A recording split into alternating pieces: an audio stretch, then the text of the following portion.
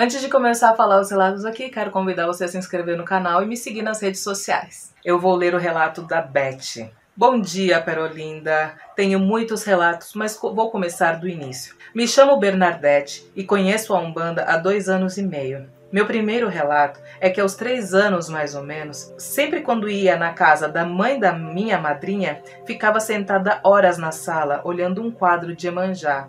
Aqueles bem antigos, que a tinha à frente e no fundo um barco com pescadores puxando a rede cheia de peixes. Então, eu sempre via aquela moça linda me olhando, sorrindo e acenando. Também ouvi os pescadores cantando enquanto puxavam a rede. Quem é do mar e não sabe pescar, não conhece Iemanjá. Ajuda, ó mãe, nossas redes encher, para nossos filhos alimentar, e para boa oferendar. Trazemos nosso amor e o nosso cantar. Salve, mãe Iemanjá. Era muito pequena, mas me lembro como se fosse agora. Ficava ali, quieta, e às vezes dava risada, porque às vezes um peixe ou outro fugia da rede e batia na cara de um dos marinheiros. Uma verdadeira peixada. Quando iam me procurar, eu estava lá sentada. Me perguntavam o que eu estava fazendo, se eu estava fazendo arte. Tinha 3 anos, né? Aí eu contava o que eu estava vendo e ouvindo. Minha mãe ficava brava e me mandava parar de inventar mentiras, senão eu ia ver quando chegasse em casa. Minha madrinha se benzia e a mãe dela falava que eu era leve da cabeça. Doida. Isso aconteceu umas 3 vezes. Na última, o pai da minha madrinha estava em casa. Era rezador, como diziam antigamente. Ele ouviu atentamente, pediu que todos saíssem porque ia me benzer. Me sentou no seu joelho e pediu que contasse de novo o que eu via. Aí eu contei e disse, mas que sempre tinha uma menina loira, um pouco mais velha, que sempre dava risada comigo quando os peixes fugiam. Ele perguntou onde eu a via e eu mostrei o canto do sofá e disse, tá ali, ó. KKKK. Ele me olhou muito sério. Me lembro bem, apesar de já ter se passado 47 anos. E me disse, nunca mais conte pra ninguém o que você está vendo ou ouvindo, porque ninguém vai entender e vão judiar de você. Guarda tudo aí nesse coraçãozinho e quando chegar a hora você vai entender. E sua mãe, ele apontou pro quadro, sempre vai te proteger. Hoje me emociono quando me lembro, pois minha mãezinha me deu um grande presente, de poder ver e sentir seu carinho desde muito cedo, pois sou filha de Iemanjá com Oxalá, difícil, e também Obaloaê, o que explica porque sempre brinquei com espíritos quando criança e os vejo até hoje. Mas aí já é outra história. Observação. Quando eu vi o quadro se mexer, ainda não havia assistido TV. Era por volta de 1973 e eu morava na roça. A primeira vez que assisti, eu tinha 5 ou 6 anos de idade, quando meu pai comprou a primeira. Gente, esse homem foi abençoado na tua vida de aparecer, né? Pra ele te dar uma orientaçãozinha ali. Caraca, muito lindo, gente. Obrigada, Beth. Beijos. Depois eu vou ler os seus próximos relatos. Murilo Guedes. Oi, Pérola, tudo bem? Me chamo Murilo, tenho 18 anos, moro em São Paulo. Sou muito fã do seu canal. Bora pros 3 relatos. Bora! Que é assim que a gente gosta. Primeiro, frequento o terreiro há 7 anos, mas só 1 ano atrás que entrei pra corrente. Eu sempre fui uma pessoa sensitiva, a ponto de ver e sentir muito a presença de espíritos e energias. Recentemente, minha mãe veio a falecer. Eu e meu irmão fomos morar com a nossa tia, irmã dela. Lá naquela casa sempre foi carregado energias pesadas. Passando um tempo que eu já estava desenvolvendo no terreiro, teve uma festa minha de aniversário na casa da minha tia. E uma amiga minha, no meio da festa, passou muito mal. Eu e mais outras meninas levamos ela para o banheiro porque ela queria vomitar. Chegando lá, fechamos a porta para ela se sentir um pouco mais à vontade e nisso ela começou a dizer que estava com muita dor nas pernas. Quando eu me abaixei para fazer massagem nas pernas dela, bem ao lado onde estávamos, eu vi 3 espíritos e um deles estava sem as 2 pernas. Eu não consegui segurar a energia e vim a incorporar. Pelo que me contaram, vieram 1 de cada vez. E pelo que me contaram também, os 2 primeiros que vieram foram mais fáceis de encaminhar. Agora o último era o que eu tinha visto sem as pernas. Ele insistiu em ficar ali, porém ele apenas pediu ajuda e um Pai Nosso. Ainda bem, né, gente? Já pensou se ele pedisse, eu quero uma galinha preta aqui? Quando estava acabando a oração, ele foi indo embora. Passei muito mal, mas recebi muita ajuda e amparo, tanto dos meus guias, quanto dos meus primos que são evangélicos. Mas foram chamados para me ajudar, para que cada um deles fosse encaminhado. Voltei com muita dor nas pernas, mas passou. Menino, rapaz. Segundo relato, na semana seguinte do ocorrido, estava eu e meu irmãozinho sozinhos na casa da minha tia. E meu irmão disse que começou a arrepiar muito, sentindo muitas coisas ruins. Eu pedi para que ele ficasse calmo e fizesse o Pai Nosso. Quando terminou, disse que não tinha melhorado ainda e que estava sentindo aquela presença. Estávamos sentados na cama quando eu olhei para frente e vi um homem de preto parado dizendo que aquilo não ia fazer ele sair de lá e começou a esbravejar. Eu me arrepiei e não contei para o meu irmão o que eu estava vendo. Só sei que eu peguei as minhas guias de esquerda, firmei uma vela branca e pedi para o meu irmão ficar do meu lado. Então fiz uma oração de frente com a vela acesa e fechei os olhos.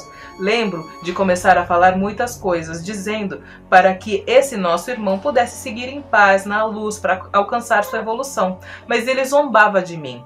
Fui indo até a cozinha quando me deparei com ele na porta e disse que não iria buscar ajuda. Foi quando senti uma força atrás de mim e falei que ele sairia dali querendo ou não. Gente, isso aqui é história de filme. É isso aí, Murilo! Toca aqui, Murilo! É isso aí, mano! Põe ordem no bagulho, gente! Mais uma vez ele zombou de mim. Foi quando, na força que eu estava ali sentindo, saiu uma forte gargalhada. E quando eu olhei para a porta, vi uma saia vermelha em volta deste irmão. E com isso, ele foi sumindo. Então, eu, em agradecimento à moça que me acompanha, disse Laroie Maria Padilha. E a vela apagou. Senti um alívio e o meu irmão também. Tivemos a certeza de que ele seria encaminhado na paz. Talvez tão na paz assim não, né, bem? Tal, né? Por causa que fez aquele desafiozinho, né? Não faça isso em casa, crianças. Não desafiem entidades. Beijo. O último relato foi uma situação no terreiro. Mas antes que cheguei lá, tenho que contar o que aconteceu até que isso acontecesse. Bom, minha tia estava sendo muito obsediada e eu, por ser vidente, via tudo o que estava acontecendo, tudo que estava com ela. Porém, por ela ser evangélica e ter muito preconceito, ela não queria ajuda. Dizia para eu não me meter que Deus iria proteger ela de todo o mal. Tentei fazer de tudo às escondidas, mesmo ela não querendo ajuda. Acendi vela, fazia oração, fazia limpeza na casa, fazia defumação e nada adiantava. Até que fui buscar auxílio no terreiro com o Exu. Contei para ele tudo o que estava acontecendo. Quando terminei, ele segurou nas minhas mãos e disse para eu fechar os olhos e pensar na minha casa. Fiz o que ele me pediu e acabei incorporando meu Exu. Lembro de ter escutado a seguinte frase: vai até a casa do seu filho, corre os 4 cantos e volta para cá. É sério, foi surreal. Eu me vi no portão de casa, subindo as escadas, passando pela porta da cozinha, sala, quarto, até que eu virei e fiz esse mesmo percurso de volta, porém com mais dificuldade. Senti um peso muito grande nas minhas costas, como se eu puxasse tudo. Foi quando, passando pela porta, eu apaguei e voltei ao terreiro.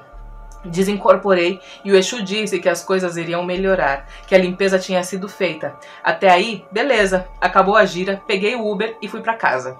Chegando lá, me deparei com a minha tia na porta de entrada e estava com uma expressão meio que confusa.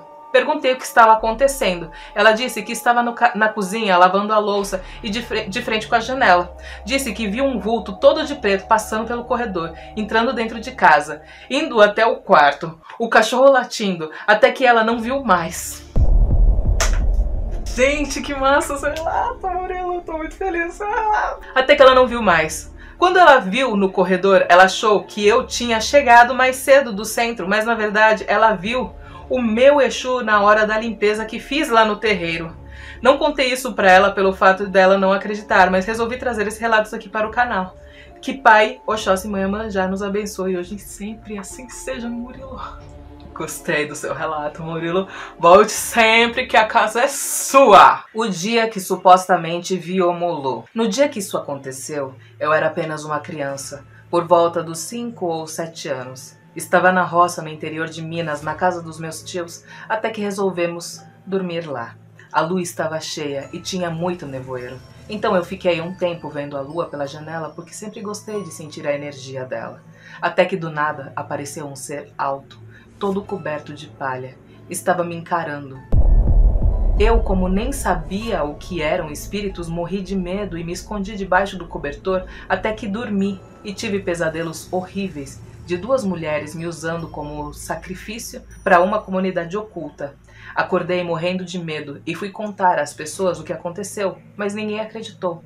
Até que conheci a Umbanda e falei para uma amiga minha, umbandista, essa história e talvez esse ser que apareceu fosse o Molu.